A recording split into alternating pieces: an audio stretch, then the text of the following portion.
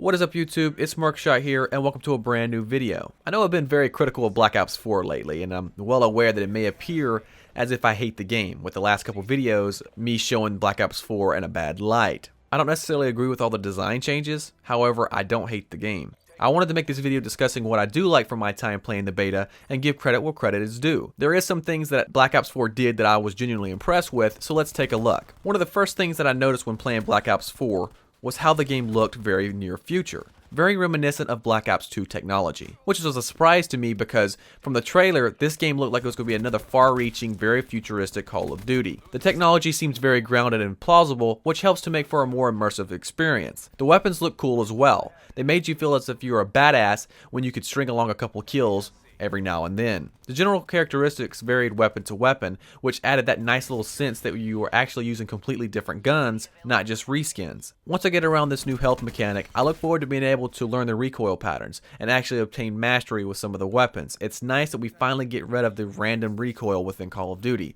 This is one change that was absolutely for the better. Another feature that was a welcomed addition was that assists count as kills. I'm sure they only did this because of the extra health, and that there are going to be plenty of times where it takes 2 people or more to drop someone. I don't know exactly how many bullets you have to hit someone before this feature kicks in, but I would assume as long as you connect one of the bullets on target, you should get the benefit. Nonetheless, it's something that tremendously helps when playing. If I remember correctly, this feature was previously only available as a perk in one of the older Call of Duties. So now when you check the scoreboard, you see EKIA. Basically stands for enemies killed in action. That's your new kill counter mixed with all your assists that counted as kills. Don't be surprised if you have a higher KD than you think you should. This feature does wonders to cushion your stats. I have glanced so many times at my average KD for certain maps and wondered how exactly did I do that good, because it sure didn't feel like it. Then I remembered this feature was in place and it all made sense. But this feature not only helps with your general stats, but it also helps when trying to obtain streaks. With assists counting as kills, it makes it at least somewhat more realistic to get streaks with all the chaos going on in the game. This just might be my favorite feature yet. Moving on, another thing Black Ops 4 did really well with is the guns up mentality. Meaning no matter what you're doing, whether that be climbing, jumping over obstacles, or applying a stim pack, you always have access to your gun. You can tell this was a design they thought heavily about. It's a very useful feature that helps prevent situations where you are vulnerable due to being preoccupied.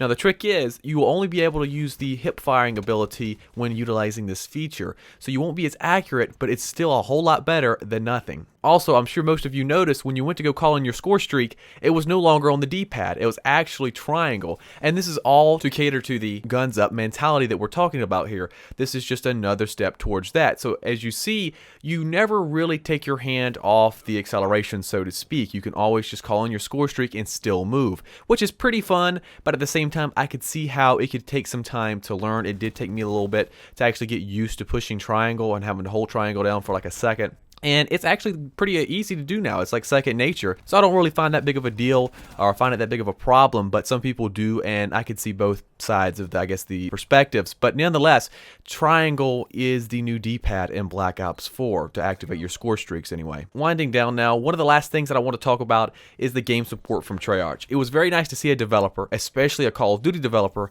pay close attention to feedback from the community and make changes accordingly. This gives me hope that Black Ops 4 will be one of the most supported Call of Duty in history. I hope this support and attention to detail carries over post-release, because that's when we'll need it the most. In my opinion, in order for a game to succeed nowadays, it must have top-notch support from its developer. People want a game where bug fixes and new content can be expected regularly, and if Black Ops 4 can deliver on this, it has a really good chance of being relevant, not only in just the Call of Duty community, but within the whole gaming community, considering Black Ops 4 new Blackout mode is bound to reach a bigger audience. The final bit I wanted to discuss, it's not something they added or changed, but something they didn't. And I'm referring to the Pick-10 system. You all do not realize how happy I was to see the return of this feature. After playing without it in World War II, it was nice to get back to designing classes exactly how I like them.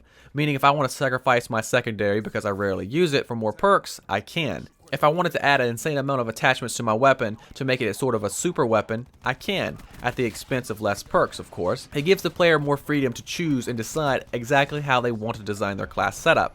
This pick 10 system truly is the best way to play, and it should forever be a constant within Call of Duty. Alright, so that's going to be it for the video. I obviously do not have as many nice things to say about the game as I do bad, but I just wanted to share a couple of the things that I thought Black Ops 4 did do right. I always want to make sure that I'm fair when reviewing or talking about games. I never want to be too one-sided if I can help it. Like I've said in previous videos, Black Ops 4 is a decent game with a chance to be really good. All they need to do, in my opinion, is change a couple things around. Regardless, I'm looking forward to playing the full game in October. Hopefully you guys enjoyed the video, and let me know something that you guys really liked in Black Ops 4. What's that one feature or a couple features that you really think make a nice addition to Black Ops 4?